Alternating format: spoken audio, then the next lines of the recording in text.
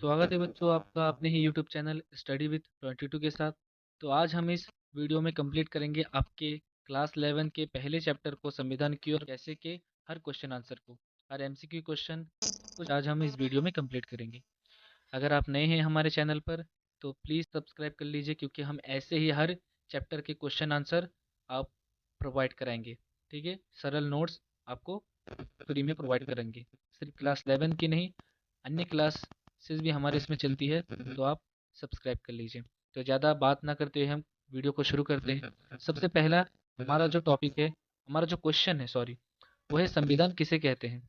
तो बच्चों, संविधान एक लोकतंत्र देश के लिए बहुत ज़रूरी होता है, क्योंकि हर देश का शासन संविधान के अनुसार होता है। संविधान में हर गुनाह के क्या दंड होंगे ये लिखे होते हैं। ठीक है, सपोज कीजिए कि आपका स्कूल है, ठीक है, और वो किसी ना किसी रूल बुक से तो चलता है। ठीक है, संविधान एक रूल बुक है, किसी ना किसी रूल बुक से तो चलता है कि प्रेयर कब से कब तक होगी, आपका पीरियड कब से कब तक चलेगा, मैथ का पीरियड कब होगा, पॉलिटिकल का पीरियड कब होगा। ठीक है, और आपकी छुट्टी कब होगी, लंच पीरियड कब से कब तक है। तो ऐसे ही संविधान किसी देश को चलाने के लिए बहुत ज़्यादा ज़रूरी होती है, क्योंकि ये सरकार को अपने काबू में रखती है। ये सरकार को शक्तियाँ देती है कि वो अच्छा कार्य कर सके, नागरिकों को कुछ अधिकार और कर्तव्य भी देती है। ठीक है, भारत का संविधान कब लागू हुआ था, और ये हम जो पढ़ रहे हैं ये है छोटे क्वेश्चन, यानी कि ऑब्जेक्टिव क्वेश्चन, 2 नंबर के आते हैं। ठीक है, भारत का संविधान कब लागू हुआ था, तो ये क्वेश्चन हमने, हाँ, हमने ये जो पहला चैप्टर है इसका हमने लॉन्ग वीडियो भी बना रखा है। ठीक है, तो आप उसको देख सकते हैं, डिस्क्रिप्शन में मैं उसका लिंक दे दूंगा। तो भारत का संविधान कब लागू हुआ था, तो कब लागू हुआ था, 26 जनवरी 1950 को। ठीक है, हम तीसरे क्वेश्चन पर जाते हैं। हमारा तीसरा क्वेश्चन है, भारतीय संविधान बनाने में कितना समय लगा था, तो कितना समय लगा था, 2 वर्ष 11 माह और 18 दिन का समय लगा था। चौथा क्वेश्चन है, भारतीय संविधान का शिल्पकार किसे कहा जाता है, डॉक्टर भीमराव अंबेडकर। तो डॉक्टर भीमराव अंबेडकर को भारतीय संविधान का शिल्पकार कहा जाता है। और ये भी कहा जाता है कि बताइए, संविधान सभा के प्रारूप समिति के अध्यक्ष कौन थे, तो वो कौन थे, डॉक्टर भीमराव अंबेडकर। ठीक है, याद रखना। संविधान सभा का गठन कब और कैसे हुआ था, तो संविधान सभा का गठन 1946 में हुआ था। इसके सदस्य भारत के अलग अलग प्रांतों और रियासतों से चुने गए थे। अब प्रांत क्या होते हैं और रियासत क्या होते हैं, इसके ऊपर मैंने अलग से वीडियो बनाई है, आप देख लेना, और मैं आपको छोटा सा बता देता हूँ। तो रियासत वो होते हैं जो पुराने जो राजा महाराजा होते थे, ठीक है, जो किसी एक नगरी पर शासन करते थे, उन्हें रियासत कहा गया है। और प्रांत, जहाँ का कोई अपना राजा तो नहीं होता था, पर उसके चुने गए लोग शासन करते थे। ठीक है, संविधान के मूल अनुच्छेद कितने हैं, क्वेश्चन नंबर 6, तो कितने हैं, 395। अगर आपसे पूछा जाए कि अभी संविधान में कुल कितने अनुच्छेद है, तो कितने अनुच्छेद है, याद रखना, 448 प्लस अनुच्छेद है अभी संविधान में। ठीक है, हम क्वेश्चन नंबर 7 पर चलते हैं। तो अब तक हमने जो पढ़ा था वो था छोटे क्वेश्चन, 1-2 नंबर के क्वेश्चन। ठीक है, ज़्यादातर लोगों को उसके आंसर पता होंगे, यही पूछे जाते हैं, बार बार यही क्वेश्चन पूछे जाते हैं। ठीक है, अब हम आ गए हैं लॉन्ग क्वेश्चन आंसर पर। ठीक है, और ये क्वेश्चन बहुत ज़रूरी होते हैं, ये 5 नंबर पे पूछे जाते हैं।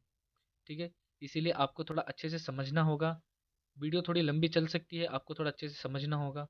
ठीक है, हम एक एक पॉइंट को बहुत अच्छे से आपको समझाएंगे, ताकि आप रट्टाबाजी ना कीजिए और क्वेश्चन को अच्छे से समझकर उसका आंसर लिख पाए। तो हमारा जो 7वां क्वेश्चन है वो है, हमें संविधान की आवश्यकता क्यों पड़ती है। अब अगर हम संविधान के बारे में पढ़ रहे हैं, तो हमारे मन में ये क्वेश्चन भी तो आना चाहिए कि संविधान की आवश्यकता ही क्यों है। ठीक है, तो हम देख लेते हैं कि संविधान की आवश्यकता क्यों है। तो संविधान किसी भी देश की नींव होती है, जो मैंने आपको समझा था कि किसी भी देश को चलाने के लिए संविधान की बहुत ज़्यादा ज़रूरत होती है। सरकार और जनता दोनों को दिशा देता है। ठीक है, दोनों को अपने पास रखता है, कोई किसी को भी मनमानी करने का आदेश नहीं देता। अगर संविधान ना हो तो देश में अव्यवस्था और तानाशाही फैल सकती है। अब इसको हम एक एग्जाम्पल से समझते हैं। अगर आपके स्कूल में कोई रूल बुक ना हो कि प्रेयर कब से कब तक होगी, क्लास में कब आना है, छुट्टी किस टाइम पे होनी है, लंच ब्रेक कब है, तो कोई भी तो अपनी मनमानी कर सकता है ना। जैसे सपोज कीजिए कि आप सुबह 8 बजे अपने क्लास में चले गए पढ़ने के लिए, अब कोई आ रहा है 10 बजे। ठीक है, तो ये तो रूल से अलग है ना। जैसे आप अपनी फुल ड्रेस में आ रहे हो और कोई घर के कपड़े पहन के आ रहा है, तो ये तो रूल्स अलग है ना। तो कहीं न कहीं वो अपनी व्यवस्था को फैला रहा है, खराब कर रहा है, कहीं न कहीं वो अपनी मनमानी कर रहा है। तो ऐसे ही देश में जब संविधान की बात आती है तो कोई भी मनमानी ना कर पाए, ठीक है? तो इसके मुख्य कारण क्या होते हैं? संविधान सरकार की शक्तियों और सीमाओं को तय करता है, ठीक है? कि संविधान सरकार को कितनी शक्तियाँ दे रहे हैं, वो क्या-क्या कर सकते हैं, सीमाएँ वो कहाँ-कहाँ क्या कर सकते हैं, ठीक है? यह नागरिकों और मौलिक अधिकार को स्वतंत्रता देता है, ठीक है? नागरिकों को जो मौलिक आधार सॉरी नागरिकों को जो मौलिक अधिकार दिए गए हैं, उनको स्वतंत्रता देता है कि आपको अपने मौलिक अधिकार मिल चुके हैं। जैसे मौलिक अधिकार कितने होते हैं? 6 होते हैं, याद रखना। मौलिक अधिकार कितने होते हैं? 6 होते हैं। इसके ऊपर भी मैंने शॉर्ट वीडियो बनाया है, अगर आप देखना चाहें तो देख सकते हैं। तो मौलिक अधिकार कितने होते हैं? 6 होते हैं। इसमें क्या होता है, लोगों को कुछ अधिकार दिए होते हैं, जैसे स्वतंत्रता का अधिकार, समता का अधिकार, उनको शोषण ना हो, शोषण के विरुद्ध अधिकार, ठीक है? संविधान समाज में समानता और न्याय की गारंटी देता है। संविधान कहता है कि हाँ, हम आपको समानता दिलाएँगे और न्याय भी दिलाएँगे, ठीक है? ये देश में एकता और अखंडता बनाए रखता है। किसी भी देश को एकता में रखना और अखंडता में रखना संविधान का ये कार्य है, ठीक है? मुझे लग रहा है आप ये क्वेश्चन अच्छे से समझ गए होंगे। ये 5 नंबर में पूछा जाता है, अच्छे से समझ जाइए। अब हम चलते हैं अपने 8वें क्वेश्चन के ऊपर। अब ये जो हमारा क्वेश्चन है, ये है संविधान किस प्रकार लोकतंत्र की रक्षा करता है। अब अगर बहुत से बच्चों को ये नहीं पता होगा कि लोकतंत्र क्या होता है, तो लोकतंत्र छठी 7वीं क्लास में पढ़ाया जाता है। लोकतंत्र का मीन्स होता है जो राजा लोग होते हैं वो नहीं, यानी कि यहाँ पर जनता शासन करेगी, जनता वोट देगी, जनता अपना कैंडिडेट खुद चुन सकती है, ठीक है? तो संविधान किस प्रकार लोकतंत्र की रक्षा करता है? तो लोकतंत्र तभी सफल हो सकता है जब उसे संविधान की मजबूती प्राप्त हो, यानी कि उसे संविधान मिल जाए, उसे एक नियम रूल मिल जाए। संविधान लोकतंत्र की नींव और रक्षा कवच है, ठीक है? तो संविधान क्या है? लोकतंत्र की नींव है, यानी कि जड़ है। मुख्य बिंदु क्या है इसमें देख लेते हैं। तो संविधान जनता को सर्वोच्च मान्यता देता है, यानी कि संविधान में कौन सबसे बड़ा है? जनता, यानी कि जनता से ही देश है। ये सरकार की शक्तियों को सीमित करता है ताकि तानाशाही ना हो, ठीक है? ये सरकार को उतनी ही शक्ति देता है जितनी वो अच्छे कार्य कर सके। ज़्यादा शक्ति नहीं देते कि वो तानाशाही यानी कि अपनी मनमानी पर आ सके। ये नागरिकों को मौलिक अधिकार देता है और उनके साथ भेदभाव को रोकता है, ठीक है? ये नागरिकों को मौलिक अधिकार देते हैं जिससे वो अपना विकास कर सके और उनको भेदभाव से बचाते हैं। संविधान सरकार को जनता के प्रति जवाबदेह बनाता है, ठीक है? जनता को अपना जवाब लेने का हक है कि सरकार क्या कर रही है। जैसे एग्जाम्पल से समझिए कि किसी के गांव में या किसी के शहर में कोई कार्य नहीं हुआ है, जैसे सड़क का कार्य, नाली का कार्य, तो वो सरकार से क्वेश्चन पूछ सकती है कि क्यों नहीं हुआ, हमने आपको वोट देकर चुना है, क्यों नहीं हुआ। तो ये उनको हक कौन देता है? ये हक उन्हें संविधान देता है। न्यायपालिका को स्वतंत्र बनाकर संविधान ये सुनिश्चित करता है कि कानून सबके लिए समान है, ठीक है? न्यायपालिका का अर्थ होता है जहाँ पर न्याय मिलता है, ठीक है? संविधान ने ये बनाकर लोगों को दिखाया है कि हम सबके लिए समान कानून बनाते हैं। हम चलते हैं अपने 9वें क्वेश्चन के ऊपर। मुझे लगता है आपने अपना ये क्वेश्चन अच्छे से पूरा कर लिया होगा। हम नेक्स्ट क्वेश्चन के ऊपर चलते हैं। हमारा 9वां क्वेश्चन है, भारत के संविधान की प्रमुख विशेषताओं का वर्णन कीजिए। यहाँ पर मुझसे गलती हुआ कि मैंने क्वेश्चन 8 डाल दिया, आप इसको एडजस्ट कर लेना। भारत का जो संविधान, उसकी प्रमुख विशेषताओं के बारे में पूछ रहे हैं, तो शुरू करते हैं।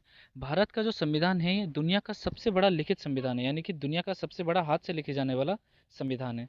इसकी कई विशेषता है। एक चीज़ याद रखना कि हमारे भारत का जो संविधान है, ये ना ज़्यादा लचीला है और ना ही ज़्यादा कठोर है।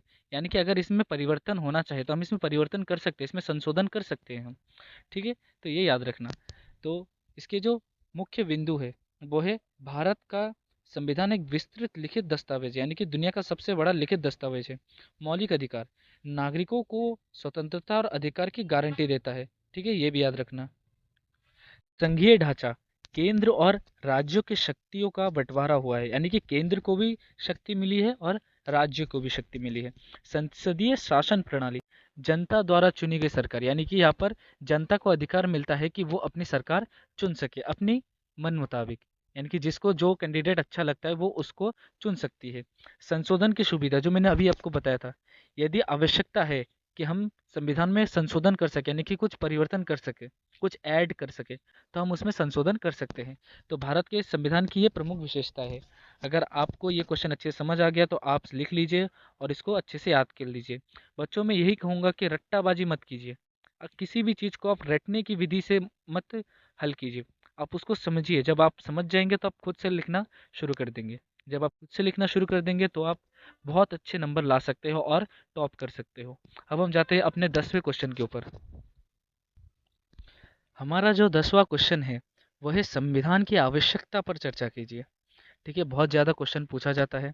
तो संविधान किसी भी देश की आत्मा होती है, जो मैंने आपको बताया था कि संविधान बहुत ज़रूरी है। यह सरकार को दिशा देता है और नागरिकों के अधिकारों की रक्षा करता है। यदि संविधान ना हो तो शासन मनमानी और तानाशाही में बदल जाता है। संविधान देश को एक साझा पहचान और नियम देता है। सरकार की शक्तियों और सीमाओं को तय करता है। संविधान नागरिकों को मौलिक अधिकार और स्वतंत्रता देता है। यह लोकतांत्रिक व्यवस्था को मजबूत करता है। समाज संविधान में समाज संविधान समाज में न्याय, समानता और स्वतंत्रता सुनिश्चित करता है। तो मुझे लगता है ये भी आप अच्छे से समझ गए होंगे। ठीक है, अब हम चलते हैं अपने नेक्स्ट टॉपिक के ऊपर। तो यहाँ पर हमारा ये वीडियो समाप्त होता है। तो बच्चों, अगर आपको हमारा वीडियो अच्छा लगे तो प्लीज़ लाइक, कमेंट और सब्सक्राइब कर लीजिए और नेक्स्ट टॉपिक के लिए तैयार रहिए। धन्यवाद। कुछ आज हम इस